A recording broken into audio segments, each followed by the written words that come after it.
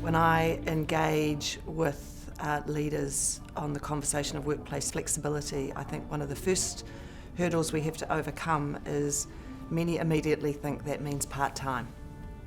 And workplace flexibility is much more than that. For me, it's making sure that people understand you can be both ambitious, hard-working, dedicated, and so on, and as well work in a flexible way that manages all of your responsibilities.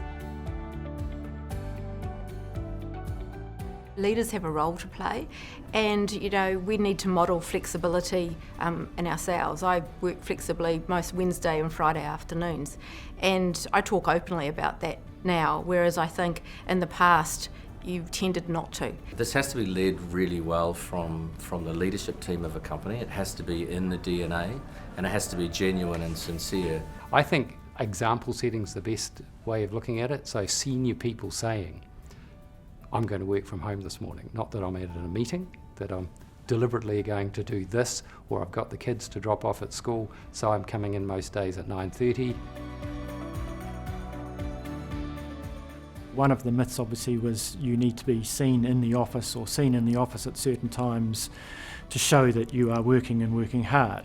From a client perspective, it requires us to have candid conversations to enable them to allow us to provide our people with greater flexibility. And also the good old Kiwi attitude of, I don't see them here, so maybe I shouldn't disturb them. And I think to a large extent that's been a bit of a challenge for our leaders who are coming from a traditional managerial background. Because people are doing some other things as well as work, it doesn't mean that they care less about their career or their business. In fact, if you have balance in your life, you're more likely to be successful. It works for my day and my clients to work this way. As leaders, we need to trust our people, when we can't physically see them, that they are working effectively. The big challenge for us is saying, it works, we want it to work, we trust you to work that way. So my advice to everyone is, we've got started on our diversity policies and our reporting, but now the next step is to actually start thinking about our workplace flexibility policies. Well, one of the biggest challenges is having enough together time for people.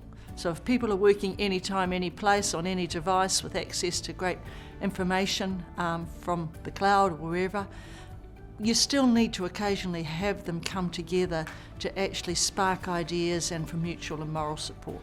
I think it's really important that flexibility is provided for everybody. So it's not just about working mums, because if it becomes about working mums having flexibility, then others are less likely to take the opportunities. I'd like to see a world where organisations have this shared right across the entire workforce so that we can all be our very best regardless of gender or disability or age or any of the other factors that add to that diverse richness that comes with the staff.